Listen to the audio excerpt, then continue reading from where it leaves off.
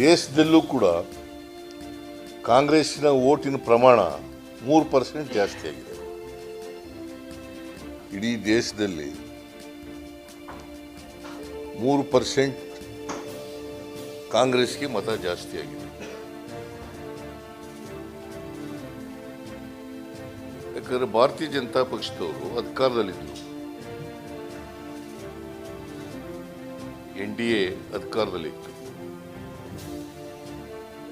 ಮತ್ತೆ ಎಲ್ಲರೂ ಕೂಡ ನರೇಂದ್ರ ಮೋದಿ ಅವ್ರ ಮುಖ ನೋಡಿ ಓಟ್ ಕೊಡಿ, ನರೇಂದ್ರ ಮೋದಿ ಅವ್ರಿಗೆ ಓಟ್ ಕೊಡಿ ಅಂತ ಕೇಳ್ತಾ ಇದ್ರು. 2019ರಲ್ಲಿ 303 ಸ್ಥಾನಗಳನ್ನು ಗೆದ್ದಿದ್ರು. 2019ರಲ್ಲಿ 303 ಸ್ಥಾನಗಳನ್ನು ಗೆದ್ದಿದ್ರು. 2014ರಲ್ಲಿ 282 ಗೆದ್ದಿದ್ರು. ಈ ಸಾರಿ ಎಷ್ಟು ಗೆದ್ದಿದ್ದಾರೆ? 240 ಗೆದ್ದಿದ್ದಾರೆ. No party has got the majority. 240 ಅಂತ 272 ಬರಬೇಕು ಮೆಜಾರಿಟಿಗೆ. 272 ಬಂದ್ರೆ ಮಾತ್ರ majority. BJP may be a single largest party, but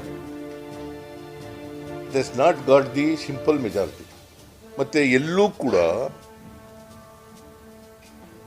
Narendra ಮೋದಿಯವರ ಅಲೆ ಇರಲಿಲ್ಲ.